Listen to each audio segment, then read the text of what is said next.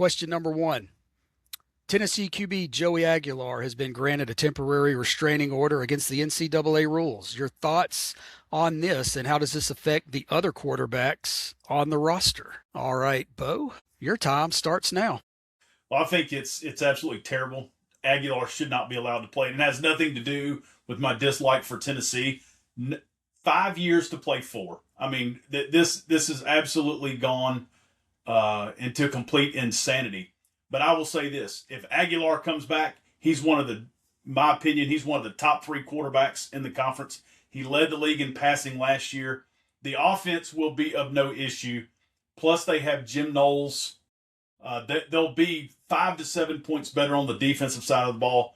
I can't believe I'm saying this, but Tennessee will be a legitimate contender to win a national championship.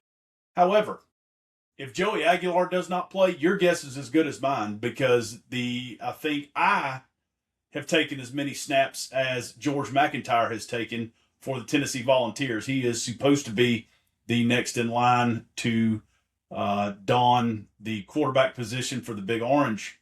Now, he's a highly touted guy and brings a good skill set to the table, but he's very inexperienced.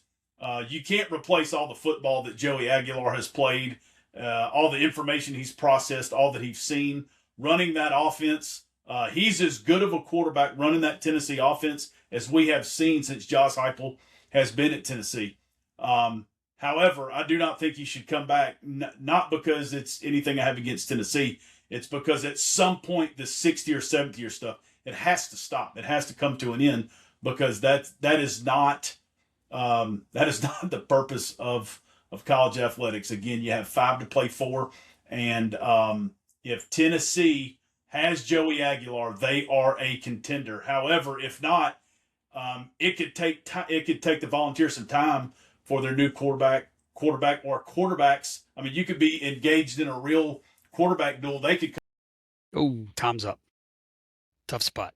Okay, so the points I liked. I love the 5 years to play 4. That should be across the board.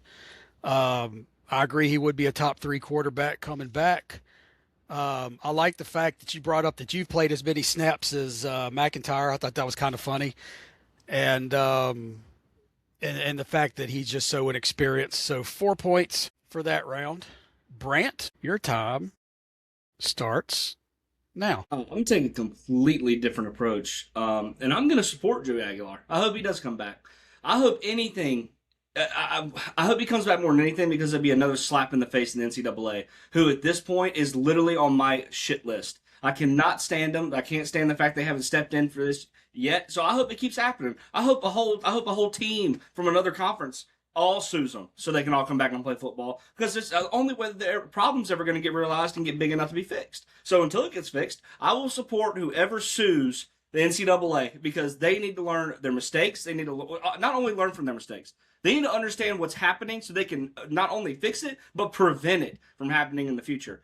I don't care if he plays. I don't care if he plays at the University of Tennessee. We all know that that's a big rival for us. But, I mean, I would much rather see him come back and the NCAA get, more shit thrown at him than him not come back and the NCAA get their way until this shit's fixed. Because until it's fixed, I don't care. I don't care for the NCAA. I don't care for anybody that sues them. None of that stuff bothers me anymore. So when it comes to that stuff, screw them. But now from a quarterback standpoint of just being Joey Aguilar, I completely agree. But guys, we're attacking Joey Aguilar and suing the NCAA. How about we attack TJ Finley? I mean, let's attack people that have been here for 25 years. I mean, TJ Finley's paying Social Security, and he's still a quarterback in college. I mean, it makes no sense. We're going after the wrong people here. I mean, I'm sure you can go to any different team from a different conference, and find somebody that's still been there longer than Joey Aguilar has been in D1 football. So I feel like just because he's the main point of conversation, because we're speaking about not only the NCAA, but we're also speaking about Joey Aguilar. Let's branch out a little bit and let's see the other problems that the NCAA is ignoring. And I feel like we're looking at one thing when we should be looking at everything. Stop looking at one thing and look at the big picture. Okay. Well, we're going to mute you. You ran a little under, but that's fine. I like the counter argument to this, because I do agree if he does stay, it is a slap in the face of the NCAA. 1 point for that. 1 point for bringing up TJ Finley. And I thought it was funny. I want to give you 1 point for saying he's drawing Social Security. And I like the fact that you said you support anyone who sues the NCAA because I don't want to bring up Bediako yet because that one's pissing me off now. Knowing I don't want to get off on a tangent, but the Bediako thing's making me mad. So, wow, we've got a good one brewing today, Mob. 4-4 so far, and we will go to question 2.